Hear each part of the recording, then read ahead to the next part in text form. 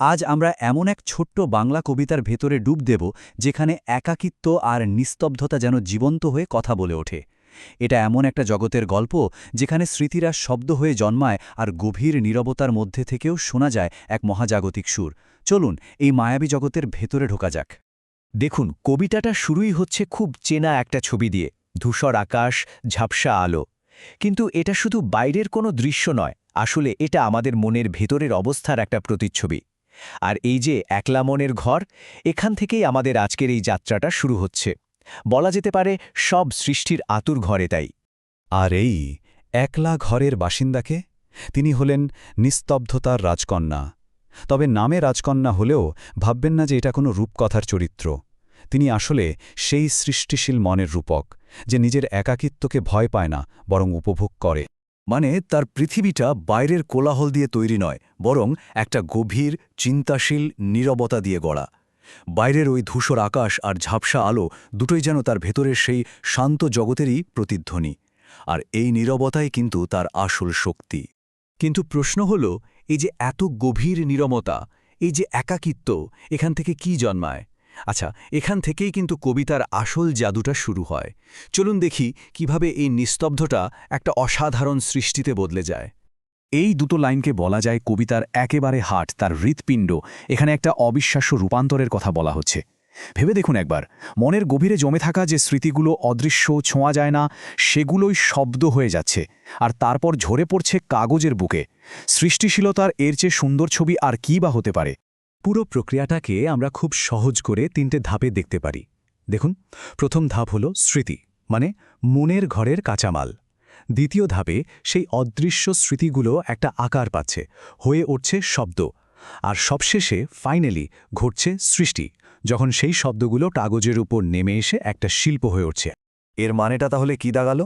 এই যে একাকিত্ব বা একলা মনের ঘর, এটা আসলে কোনো খালি জায়গা নয়, বরং এটাই সেই উনুন, সেই চারণভূমি, যেখানে স্মৃতি গলে গিয়ে শব্দে পরিণত হয় আর ভাবনাগুলো ভাষা খুঁজে পায়। বোঝা যাচ্ছে নতুন কিছু তৈরির জন্য এই নির্জনতাটা কতটা জরুরি। এতক্ষণ তো আমরা কথা বললাম সৃষ্টার ভেতরের জগৎ নিয়ে, কিন্তু এবার কবিতা আমাদের দৃষ্টিকে আরও অনেকখানি বড় করে দিচ্ছে, তৈরি করছে ভেতরের জগতের সাথে বাইরের এই বিশাল মহাবিশ্বের এক আশ্চর্য যোগাযোগ। এখানে একটা খুব গভীর প্রশ্ন উঠে আসে। এই যে শিল্প তৈরি হচ্ছে, এর অনুপ্রেরণাটা আসছে কোথা থেকে? এটা কি খুব ব্যক্তিগত কোনো মায়ার টান, নাকি এর উৎস আরও বড় কিছু, মানে মহাবিশ্বের কোনো সুরের সাথে সংযোগ? কবি এখানে দুটো সম্ভাবনার কথাই পাশাপাশি রেখেছেন। একদিকে আছে মায়ার টান, যা আমাদের জাগতিক অনুভূতি, আমাদের ব্যক্তিগত আবেগের সাথে জুড়ে থাকে। আর ঠিক তার অন্যদিকে রয়েছে এক বিভাগী সুর, এক উদাসীন মহাজাগতিক সুর, যা কোনো জাগতিক বাঁধনে বাঁধা নয়। এই বিভাগী শব্দটা কিন্তু খুব গুরুত্বপূর্ণ। বিভাগী মানে হল সংসার ত্যাগী, উদাসীন, বা ধরুন এক ভবঘোরে পথিক যার কোনো বাঁধন নেই। কাজেই এই সুরটা কোনো সাধারণ সুর নয়, এটা এক মুক্ত বাঁধনহীন সুর, যা যেন অনন্তকাল ধরেই মহাবিশ্বে ভেসে বেড়াচ্ছে। আর ঠিক এখানেই কবিতার আসল রহস্যটা খুলে যায়। এই নিস্তব্ধতার রাজকন্যা শুধু সৃষ্টি করছেন না, তিনি আসলে কান পেতে শুনছেন। তার ওই গভীর নীরবতাই তাকে এই মহাজাগতিক সুর শোনার ক্ষমতা দিয়েছে।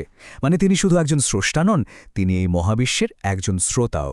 কবিতার একদম শেষ পর্যায়ে এসে আমরা দেখি চরিত্রটি তার একাকিত্বকে শুধু গ্রহণই করছে না, বরং এই নির্জনতার মধ্যেই সে নিজের আসল পরিচয় আর শক্তিটা খুঁজে পাচ্ছে।